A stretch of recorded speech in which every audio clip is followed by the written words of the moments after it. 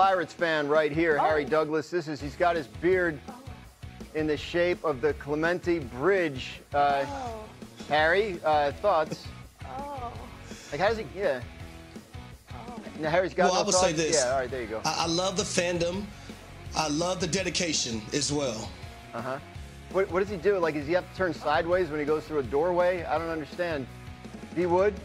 I have nothing. You ever think about doing, like, growing it out and making, like, a fun sort of design with it? No? No, black folks don't do stuff like that. Understood. Understood. Much more on that as we move along here this morning on Get Up, but it's time to find out.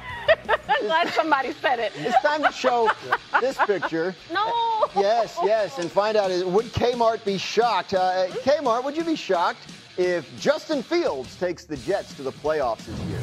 Okay. The last time they made the playoffs, I think D. Wood was on the team. It has been so long since they've made the playoffs. I'm not saying that Justin Fields wouldn't be an upgrade from what they had last year, that he won't have a good season, but to expect the Jets to make the playoffs in that division, I don't see it. What do you think, D. Wood? Yeah, listen, I don't expect the Jets to do it. I think that the pathway is they should have set a record for running the football. When you got that type of athlete, the quarterback position, the strength of the offensive line in their backfield, they got to utilize that athleticism at the quarterback position. My guess is at least that'll be the plan to start and probably all year. All right, Kmart, would you be shocked if Michael Penix Jr. leads the Falcons to the playoffs this season? Daniel, I would not be shocked.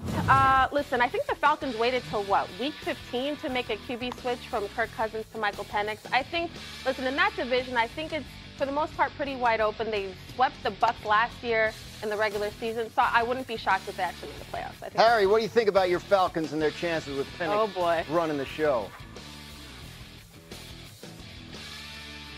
Yeah, I love Michael Penix Jr. He's a guy that can beat you at all three levels, short, intermediate, deep. And I think one of the things that really alerted this coaching staff to draft him is that they kind of reminded him of Matthew Stafford. This coaching staff came from the Los Angeles Rams. So being able to throw the football outside the numbers and be a sharpshooter in that capacity, he's cool, calm, and collected. And he has this entire offseason to be able to be the #1 guy and build that rapport with Drake London and also Darnell Mooney. If they can get Kyle Pitts to come on board, this is going to be a scary football team for 2024. We've been waiting for that. We've been waiting that since he was drafted. That is what you call a big if. One more. We've been talking about T.J. Watt and the Steelers all week. He still hasn't signed a contract extension. Would you be shocked if the Steelers end up trading J.J. Watt? Yeah, I would be so shocked. I would walk from here to the Bronx if they trade. No, don't really, because I don't feel like walking that far. But I would be shocked. Listen, when we hear Mike Tomlin talk about TJ, he talks about he's essentially the heart and soul of this defense, of this team. Forget who the quarterback is. TJ Watt is literally the face of the franchise. And Aaron Rodgers was just talking last week. He's almost discussing it like it's a foregone conclusion. Like, when we get Aaron back in the building, TJ back in the building, it's all good. I think they'll end up keeping him. It does feel inconceivable that the Steelers would end up moving on from TJ Watt. But, Harry, we've heard from Adam Schefter several times this week. TJ's not happy. As long as the deal's not done, other teams are wondering, could he become available? Has Pittsburgh made a mistake by sort of letting this drag out? Yeah, Graz, I don't understand why they're waiting so long to sign T.J. Watt. Since 2018, he's been one of the most premier pass rushers in the National Football League. We know the record without T.J. Watt is 1-11, so you're pretty much not in the thick of things when he's not on the football field for you as a team. He's the face of the franchise. It's not an offensive player, it's a defensive player, and that guy's the guy that goes and sacks the quarterback. So I don't understand what they're waiting for, but make sure by all means necessary you sign T.J. Watt so he can be there for the regular season. Is it a concern for you, D. Wood?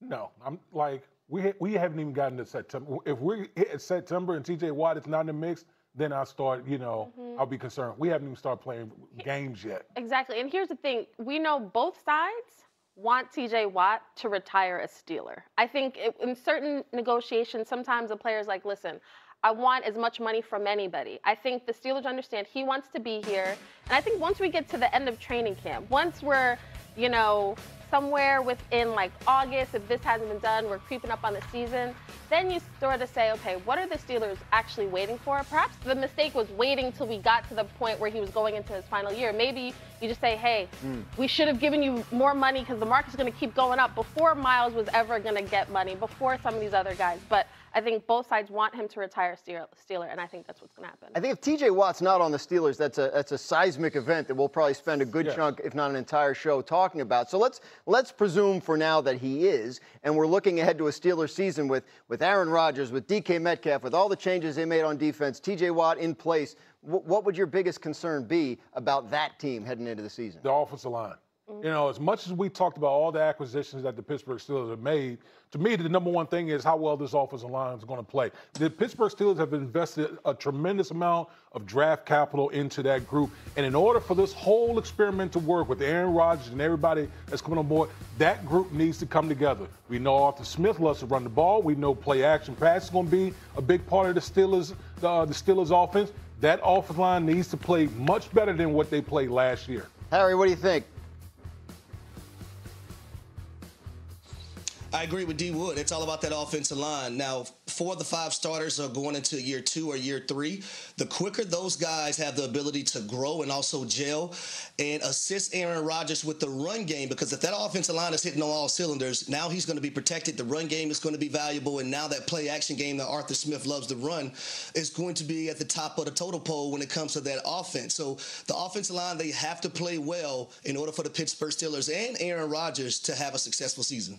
Steelers have made an uncharacteristic number of headlines this offseason. We can't wait to see what the season brings when it rolls around. Much more on that when we come back on Get Up, and also much more hoops. Could this be the beginning of the end for LeBron in L.A.? Could he end up getting traded this season? And if so, where? One of our analysts is going to tell you the perfect landing spot if the Lakers decide to move on from the Kings. Playa in. Breathe out. Corona, La Playa awaits. This is a meal, a steak and focaccia feeling, a fresh Mott's moment, a basil-y savory salad. Your ticket to Ital-Yum. Try the new Italian summer menu. It just feels good at Panera. Dad, this guy says that we act like Gillette Labs is some miracle, but it's just another razor? Gillette Labs ain't a miracle, but it sure as heck ain't my old razor. It's Gillette's best shave. And with up to 30 shaves per cartridge, I'm spending less. Its ultra-sharp blades last 50% longer. And give you a fresh blade feeling time after time. Time after time after time.